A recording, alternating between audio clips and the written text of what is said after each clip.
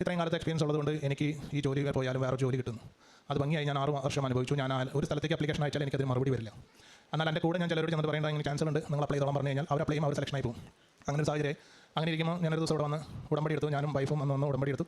അവളുടെ വൈഫിൻ്റെ അനീതി പറഞ്ഞിട്ടാണ് കൃപാസനത്തെക്കുറിച്ച് ആദ്യമായിട്ട് ഞങ്ങൾ അറിയുന്നതും. അപ്പോൾ ഞാൻ എൻ്റെ വൈഫ്, അവളുടെ അനീതി, അവളുടെ ഹസ്ബൻഡിൻ്റെ പെങ്ങൾ, അങ്ങനെ ഞങ്ങൾ 4 പേര് കൂടി വന്ന് ഉടമ്പടി എടുത്തു. ഇവിടെ വന്ന ആ സമയങ്ങളിൽ ഞാൻ കൊറോണയ്ക്ക് ഉണ്ടായിരുന്നു, വന്ന് ധ്യാനങ്ങളിലൊക്കെ പങ്കെടുക്കാറുണ്ടായിരുന്നു. അങ്ങനെ കൊറോണ വന്നു, പിന്നെ അത് കണ്ടിന്യൂ ചെയ്യാതായി. വീണ്ടും തകർന്ന് കീഴോട്ട് പോയി, ബാധ്യതകൾ ധാരാളമായി.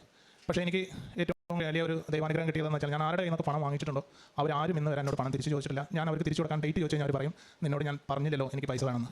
ലേറ്റസ്റ്റ് എൻ്റെ ഒരു സുഹൃത്തിനാണ് എനിക്ക് പൈസ തന്നിട്ടുള്ളത്. അവൻ്റെ മകൾ അയർലൻഡിലേക്ക് പോകണം. അപ്പോൾ ഇവിടെ ഇരിക്കുന്ന നമുക്ക് എല്ലാവർക്കും അറിയാം, സാക്ഷ്യങ്ങളിൽ ധാരാളം കേട്ട് പരിചയമുള്ളതാണ് അയർലൻഡിൽ പോകണമെങ്കിൽ എത്ര ചിലവുണ്ട് എന്നുള്ളത്. അപ്പോൾ അവൻ തന്നെ എന്നോട് പറഞ്ഞു, അതൊക്കെ ഒരു ഭാഗത്ത് നടക്കും, നിൻ്റെ അവസ്ഥ എനിക്കറിയാം, നീ ഇതിലൊന്നും വരണ്ടെന്ന്. അങ്ങനെ കുറച്ച് ദിവസം കഴിഞ്ഞ് ഞാൻ വീണ്ടും നാളുകൾ കഴിഞ്ഞിട്ട് എനിക്ക് ഡെവലപ്മെൻറ്റ് ഇല്ലാണ്ടായപ്പോൾ എൻ്റെ ഭാര്യ എന്നോട് പറഞ്ഞു, കൃപാസനത്തിലെ ഉടമ്പടികളെല്ലാം നമ്മൾ മുടക്കിയിട്ടിരിക്കുകയാണ്, സാക്ഷ്യങ്ങൾ കേൾക്കുന്നില്ലെന്ന് വെച്ചു. അപ്പോൾ ഞാൻ ശ്രദ്ധിക്കാറില്ല കൊറോണയ്ക്ക് ശേഷം. അങ്ങനെ ഞാൻ സാക്ഷ്യങ്ങൾ